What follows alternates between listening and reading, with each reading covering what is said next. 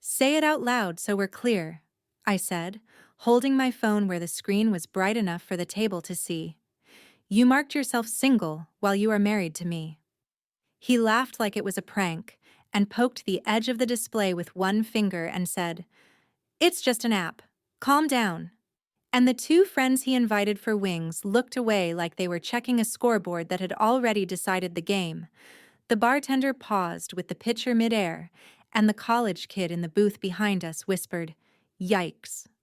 The profile photo on his phone matched the one on mine.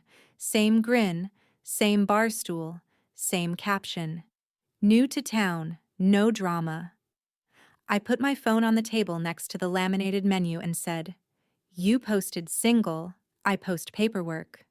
And his grin faltered just a tick, like a light flickering before it dies. My name is Lila. I am 34. I work as a clinic coordinator at a physical therapy office where I color code the calendar and keep a small navy binder with tabs for rent, insurance, utilities, taxes, and marriage. And the first page is a laminated checklist that starts with smoke detector batteries in January and ends with air filter in December. I set phone alarms for everything. 7:05 coffee, 7:20 water the plant, 7:35 lock the door, and there is a quiet joy in things that click into place when you do them on time. I married Evan 3 years ago after 2 years of dating and months of him saying I was the calm in his chaos, which felt flattering until I learned he liked chaos more than calm, because chaos lets a person do what they want and call anyone who notices a nag. The night I found the profile, it was not by accident. It was Sunday at 9:12 p.m. I was sorting receipts at the kitchen table, and a message pinged from a woman I did not know, a screenshot of his bio with a simple line, "Hey, is this your husband?" and a small apology for the question mark. I kept my face still. I typed, "Yes, thank you for telling me," and asked how she found me. She said he told her he was single, but she saw a framed wedding photo in the mirror behind him on a video call and decided to look up the last name on his gym bag. I thanked her again and put the screenshot in the marriage tab, sub pocket, comms, and wrote the date in blue pen. I did not throw a plate. I did not go into the bedroom and wake him while he snored. I scheduled a free consult with a lawyer for Monday at noon, then put on tea and fed the dog and set a 7 a.m. alarm for locksmith estimates, because I do not shout when I can plan. Monday at noon, I sat in a quiet office with a woman named Harper who wore a gray blazer and spoke in clear steps. She said, "In our state, you can ask for temporary exclusive use of the residence if there is harassment or the breakup is unstable. And you can change locks if you fear for your safety or to secure property as long as you provide access for him to collect belongings under supervision if needed." She said, "Screenshots matter. Keep the XIF data if you can, and save them to a drive not shared." She said, "Do not post anything yet. Let the paper lead." She asked about money. I said the lease was in my name and his, but the rent draft came from my account, and I had the ledger to show it. I said I paid utilities. I said I kept the proof. She nodded and said, "Bring receipts." And I smiled because I had them. She gave me a list of things to do and not do. Do screenshot. Do print. Do not confront in a way that could escalate. Do not move out. Do not threaten. Do schedule a locksmith after papers are filed. I walked out with a folder labeled "Temporary Orders" and a calm that felt like a clean hallway after you take 3 bags to the trash. Monday night, I cooked chicken and rice and watched Evan eat like nothing had shifted. He asked where the house key dish went because I had moved it from the hall table to a drawer when I started feeling like a hotel clerk in my own home. I said it was in the drawer. He said he liked it where it was. I said I liked not tripping on his keys. He rolled his eyes and called me fussy. He went to the couch and scrolled, and the light from his phone made a rectangle on his face, and I thought how easy it is to lie when you hold your truth in your palm and can switch it off with your thumb. Tuesday at 6:30 a.m., I called 3 locksmiths and asked for quotes and earliest times. 2 said they could come same day. 1 said tomorrow morning. I asked what the law required. The woman on the second call said, "We can change the locks, but consult your attorney about access rules." And I said I already did. And she said, "Then we will be respectful and document the time and take a photo of the work." I printed the quote and wrote the time window in my binder. At 7:12 a.m., Evan asked why I was dressed so early. I said, "Inventory," because it was both true and a word that does not start a fight. And at 7:30 a.m., I left for work with my tote bag, my binder, and a list taped inside the front flap. Screenshots backed up. Phone passcode changed. Bank alerts on. Spare key located. Marriage certificate copied. Social post drafts saved but not posted. It felt strange to call the bond I once named love a list, but a list is how you carry what you cannot drop. My job helps on days like this. I schedule patients. I confirm insurance. I greet people in pain and usher them toward relief with calm, plain words. At 10:05 a.m., a patient joked that I run the place, and I said I run the calendar and the calendar runs the place, and I wrote that down later because it felt like a small lesson for my own home.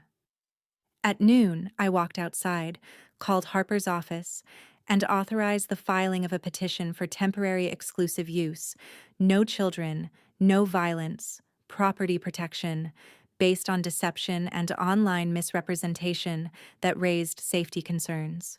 Harper said she would file by end of day and send me the stamped copy. She told me to keep living as usual, but to limit shared access to financial apps and devices. I changed the Wi-Fi password when I got home and wrote the new one on a sticky note. Then put the sticky in a plain envelope labeled Internet like a secret everyone deserves. Tuesday night at 8:47 p.m., my friend Priya sent a text, "Are you okay?" and a screenshot of Evan's single post on a second platform. He had reused a caption and added a selfie from our porch with the lights I bought and hung last Christmas. I texted back, "I'm okay," and "Not a secret to keep," and "Please don't engage," and she sent back a string of red flags because she is on my side. I printed her screenshot, thanked her the next morning, and put the print behind the blue clip. Wednesday at 3:15 p.m., the stamped petition came to my email. The subject line had our names with a hyphen that felt like a small hammer. I printed it at work by permission from my boss, who said, "Do what you need."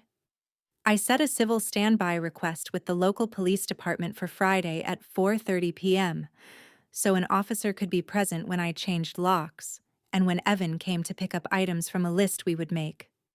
The dispatcher was calm and efficient. I wrote down the case number on the back of my hand and took a picture of my hand because paper washes off, but photos last. Wednesday night, Evan came home late in a shirt that did not smell like our detergent. He put his gym bag on the counter where food goes and said, "We should go out Friday. I got a bonus." I said, "I have plans Friday at 4:30. And he said, "What plans?" And I said, "Home maintenance." And he said, "You're always doing something," and wiped his mouth with a dish towel, because he has never loved the rules that keep a place clean. I held my tongue and put the towel in the hamper and changed the subject to dog food, like a person who saves energy for the sprint that matters. Thursday morning, the first locksmith texted to confirm arrival between 4 and 4:30 p.m. Friday. I replied, "Confirmed," and forwarded the number to the dispatcher. Harper sent a short note, "Do not announce your plan, let the paper land first," and a longer one, "Service is scheduled for Friday noon at his workplace." I pictured the envelope arriving where he laughs at the break room TV and is known as Mr. Fun, and I did not smile. I breathed. At 11:20 a.m. Thursday, the unknown woman who first messaged me wrote again. He invited me to a bar on Friday, and I thanked her for the heads up and asked her not to meet him, and she said, "I won't." And I believed her because she had already chosen truth over drama without me asking. Thursday night, he suggested a double date with his cousin and the cousin's girlfriend. I said I had a headache. He said, I always have a headache. I said, not always. And he said, you're no fun. And I said, I am focused. And then I left the room and wrote down the words because they reminded me who I am when someone calls me names. Friday morning at 8:07 a.m., a process server texted Harper, served at 8:02, and Harper forwarded the message to me with a single line, you're covered. I put my phone face down and took 3 slow breaths and filled the dog's bowl and tied my hair back and went to work and answered phones and refilled the printer and held the door for an older man with a walker and told him we would take good care of him. At 3:40 p.m., I clocked out, drove home, and parked on the street so the locksmith could use the driveway. At 4:12 p.m., the van pulled up. A woman with neat hair and a tool belt stepped out, and the patrol car rolled to the curb behind her. The officer got out and nodded to me and asked, "Civil standby for a lock change." And I said, "Yes," and handed him the case number and the stamped order that said my name first. He read it and nodded again. The locksmith set her tools on a mat, took photos of the locks before she started because documentation protects everyone, and said, "We'll be quick." I stood with my hands in my pockets to keep from crossing my arms like a shield. The officer stood where he could see the street. At 4:31 p.m., Evan's car turned onto our block and slowed when he saw the patrol car. He parked half a house away and got out slow, like he was in a commercial, and striking a pose. He looked at the locksmith, then at the officer, then at me, and smiled like a salesman. He said, "What's all this?" And I said, "Paperwork," and handed him a copy of the stamped order. He flipped it like it would change when he turned it upside down.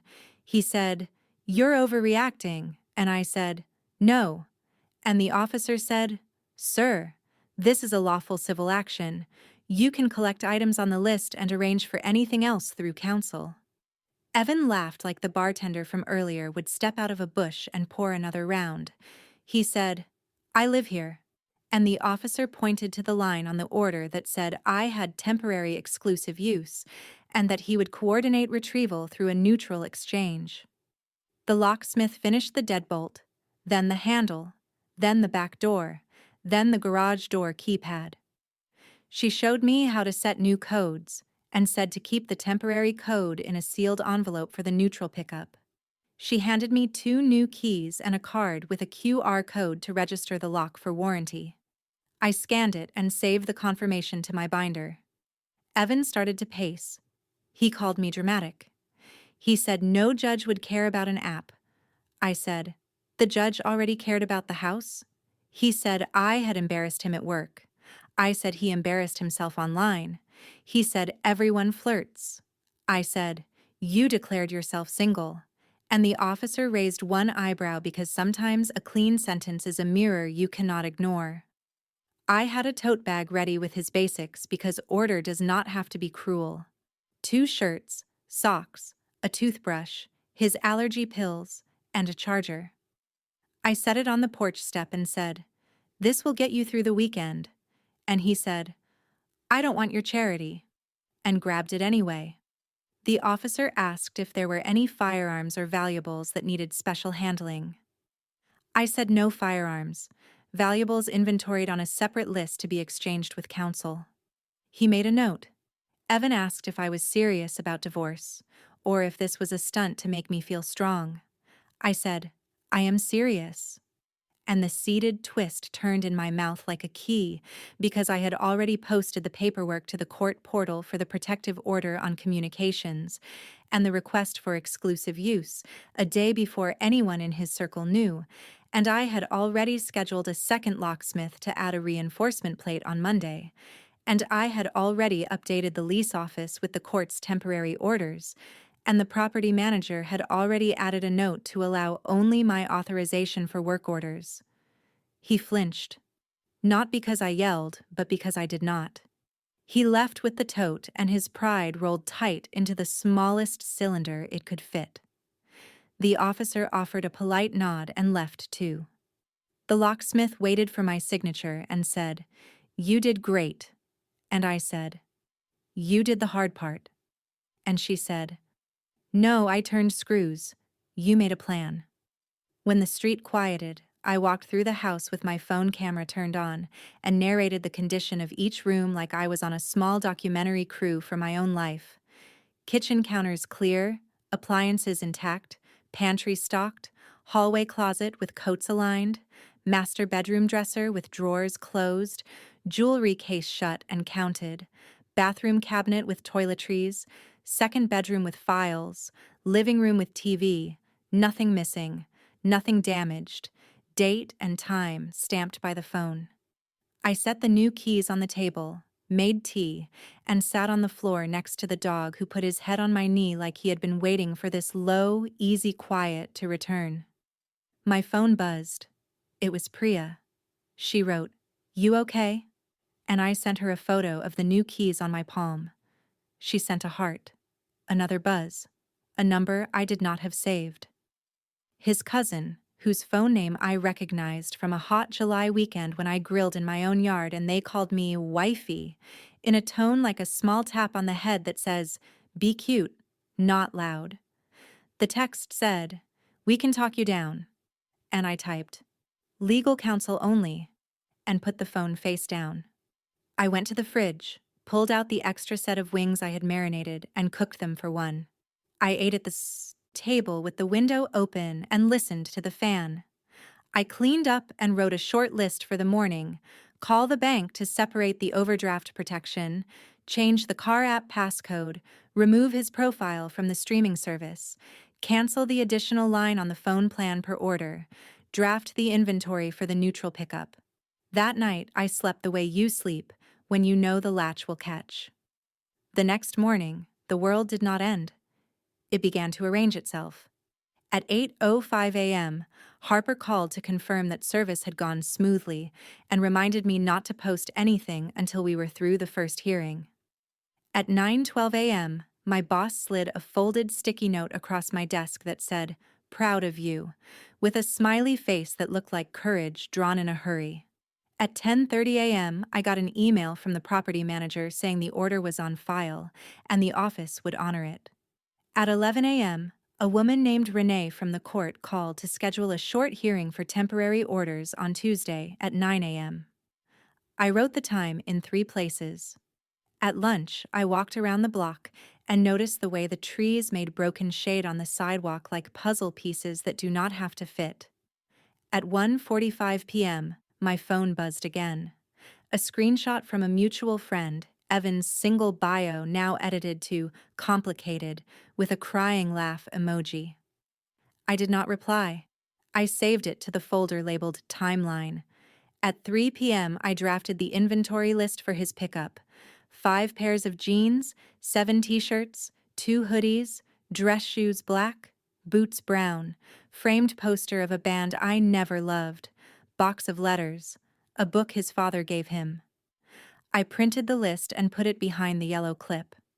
When I got home, I placed his things in clear bins by the front door and labeled each with a number and the list line. I texted Harper that I was ready. She texted his attorney. The neutral pickup would be Sunday at 2 p.m. with an officer present. I watered the plant at 7:20 like always and felt relief move through me like air. Sunday at 1:45 p.m. the officer arrived. I opened the door at 2 p.m., and Evan stood there with his mother and his cousin, and I saw the circle of people who always told him he could talk his way out of a rule because the rule did not apply to him. The officer said, "Only the listed person may enter." And the mother made a small sound like a tea kettle and stepped back. I handed the bins out one by one, and Evan checked nothing because he does not check, he only grabs. He asked if I was proud. I said, "No, I am calm." And the officer looked at me and then at him and said, "We're done here." When the door shut, the house drew a line around me. I pressed my palm to the wood and thanked the lock for doing its small, honest job. On Tuesday morning, I stood in front of a judge in a clean navy dress with my hair pulled back and my binder open and my voice steady. Harper spoke for me. She said, "He posted that he was single." She posted the paperwork and handed up the screenshots, the timeline, the civil standby log, the locksmith invoice, and the lease ledger. The judge nodded and said the order would stay in place, and set a date for the full hearing. He asked if either party had questions. Evan's attorney asked if I planned to humiliate his client on social media. I said, "I plan to live in peace." And the judge said, "That is the correct plan." When we walked out, Evan tried to catch my eye. I did not give it to him. I walked to the elevator with Harper and pressed the button for the lobby and held my binder close like a small boat on a big river. When the doors opened, the light from the front windows made a bright bar across the floor, and I stepped into it and felt the heat on my face. That night, when I finally sat, I opened my notes app, wrote the sentence, "He posted single." I posted the paperwork and changed the locks, and saved it as my only caption, "Not to be posted. Not yet." Just for me to read, like a line I can say whenever someone tries to make me smaller than the truth. Saturday morning came with a gray sky and the sound of a neighbor sweeping his porch, and I moved through the house like a person who knows where everything is because she put it there on purpose. I fed the dog, I made coffee, I checked the locks twice out of habit and then checked the calendar because order is not only comfort, it is proof that a person can keep a promise to herself. And the promise I kept now was clear. No yelling, no mess. Paper first. And when I looked at my phone, there were 12 new messages from numbers I did not have saved. Some said I was cold. Some said I was brave. One said I should be careful because men like Evan can flip fast when the audience turns. And I thanked that one because warnings are gifts. When said without drama, I put the phone down and began the inventory for the next hearing. Dates and times in a steady line. The profile change on Sunday at 9:12 p.m. The consult with Harper on Monday at noon. The petition filed Wednesday at 3:15 p.m. The civil standby Friday at 4:30 p.m. The keys issued. The codes changed. The pickup Sunday at 2 p.m. And I added a small note next to each event that said what evidence I had. Screenshot with EXIF, stamped petition, invoice, officer's card with case number, video tour with date overlay. And I wrote the word chain next to the list because a chain is only strong if no link is weak. And nothing on that page felt weak. And then I went out to buy light bulbs because even in a story like this, you still need light bulbs and dog food and paper towels. At the store, I stood in the aisle and felt a wave of tired, and then it passed. And I picked the correct wattage and wrote the price in my head because little numbers add up, and little habits also add up. And both are how people build lives. They can stand in without leaning against someone who sways. At noon, Harper called and said she had received an email from his attorney asking to de-escalate on social media. And she wrote back one line, "My client has not posted and will not. Your client has." And she advised me again to wait until the court finished its first set of orders. So I did. And because I did, when his cousin posted a half-truth about an unhinged lock change and tagged 3 people I know from the clinic, I did not reply. I sent the screenshot to the folder, and when my boss asked quietly if I was okay, I said yes and handed her the officer's card and the case number in case anyone called the workplace. And she put it in a drawer and said, "We've got you," and returned to the front desk with me. Like calm was contagious. Sunday's pickup went as the last one had. Bins out, names checked. No drama because an officer stood 5 feet away, and because rules remove theater from people who want to perform. His mother stared past me at the living room art like I had stolen it. And I wanted to say that I had bought it on a Saturday with a coupon and my own card, but I did not say anything. I handed the bins and closed the door when the list was complete, and I printed the officer's contact note that said, "No incident," and I put it behind the yellow clip. That night, after dishes, I sat with the dog and scrolled my own camera roll and saw the life I had kept steady while someone tried to write a different story with captions that did not match the facts. Birthdays with simple cakes. A trail map with a circle where I got lost and then found my way back. A list taped to a cooler for a picnic that said ice, cups, napkins, knife, blanket. And I realized a simple thing. I have always been good at making rooms safe for other people. Now I am learning to make my own rooms safe for me. Tuesday at 9 a.m. We stood before the judge again. This time there were more cases in the queue, and the room smelled faintly like coffee and nerves. Harper spoke with the same clean lines. She said we were asking to keep the temporary orders in place, to preserve the residents, to formalize the neutral pickup schedule, and to restrict both parties from public harassment or doxing. And the judge said yes to the first, yes to the second, and on the third he looked at both attorneys and said, "Counsel, tell your clients to stay off social media." And then he looked at me and asked if I felt safe, and I said yes, and asked if I could install a camera at the front door, and he said yes. And then he looked at Evan and asked if he understood that the order had the force of law. And Evan said, "I'm not a criminal." And the judge said, "Good. Then you won't act like one," and banged the gavel as if to teach the wood a lesson. After court, in the lobby, he tried to catch my eye again, and I did not give it. I went to the clerk to pay the small fee for a certified copy of the order, because stamped paper is easier to show to a locksmith than a PDF. And then I walked out into the ordinary morning and took one full breath, as if I had been holding half of one for 3 days. The low point did not come in court. It came on a Wednesday night, 2 weeks later, when a neighbor I liked, an older man who wears a hat with his Navy ship on it, said across the hedge that he had seen things on the Facebook and hoped I had not been cruel. And I felt heat crawl up my neck, because I do not like being made into a story where I am the problem. I told him I had not posted anything. I told him I had paperwork. He nodded and said he believed me.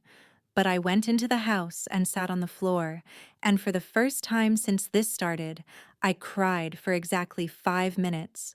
And then I set a timer, because boundaries can also hold your own feelings.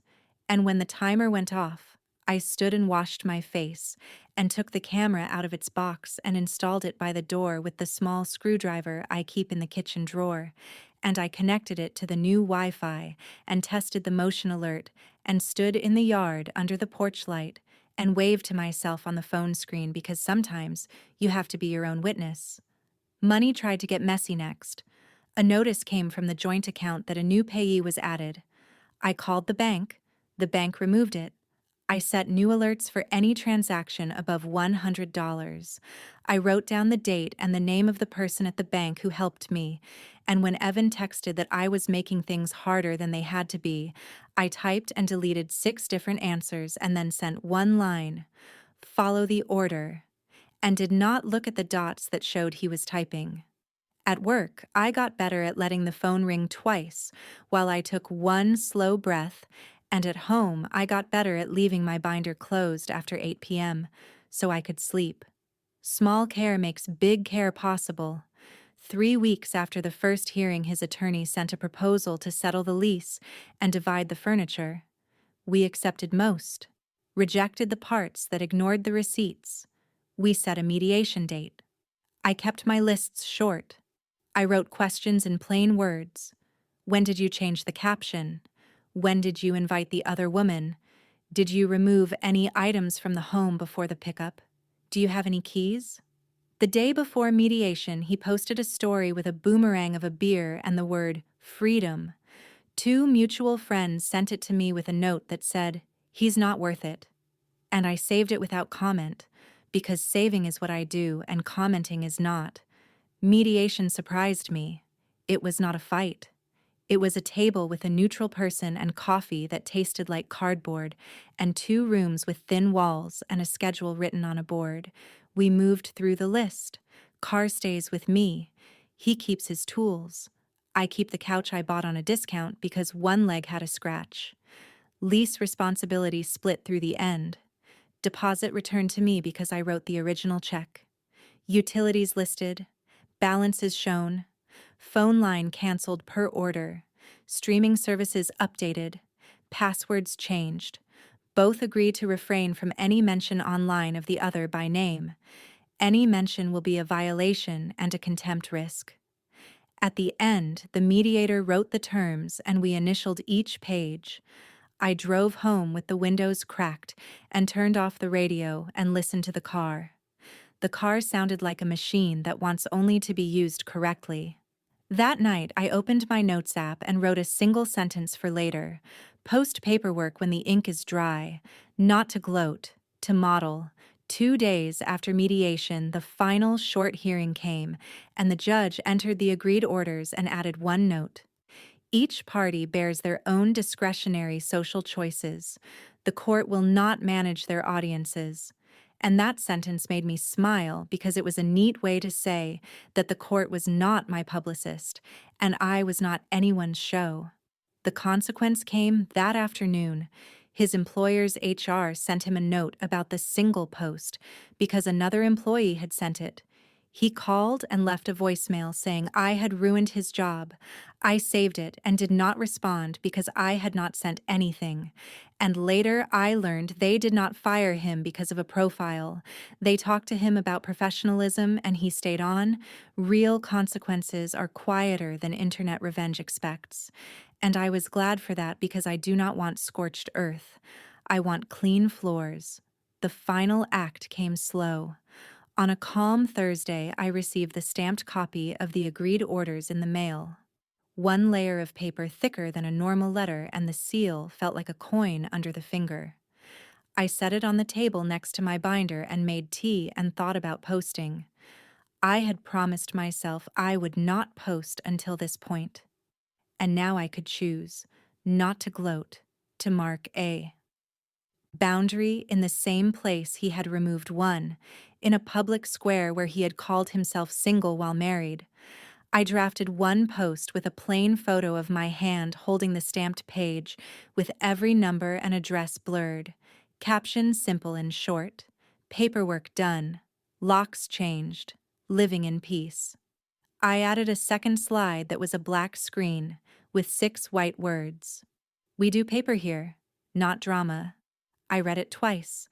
I made a check with Harper to confirm there was no violation of privacy. She said to blur the case number and the judge's name, and to keep comments off. I did both. And then I posted it at 8 p.m. on my small account, where my circle could see. And the unknown woman who first messaged me could see too if she chose. And then I put the phone face down and took the dog outside. The air smelled like cut grass. I picked up mail from the box, a flyer for a yard service, a bill, a postcard from Priya from a conference where she wrote, "Proud of you. See you soon." I went back inside, looked at the phone, a handful of hearts, 3 comments that said simply, "Here for you," and one that said, "Thank you for showing how." I turned off comments and deleted 2 messages from his cousin that said I was a show-off and a clown. The app stayed quiet after that because quiet is what I had built in paper first. He posted new chapter with a photo of a burger and a beer, and no one tagged me, and I did not care.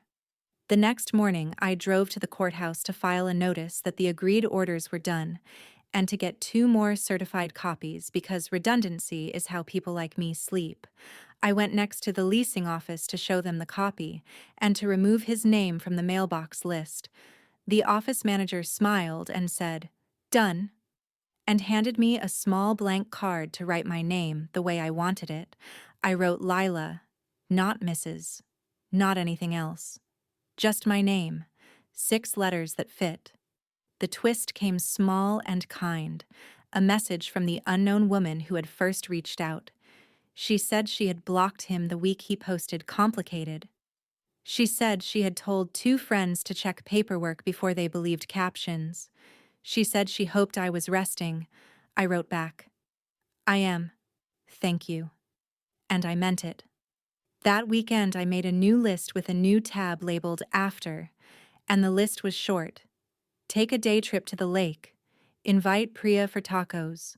Plant rosemary by the back steps.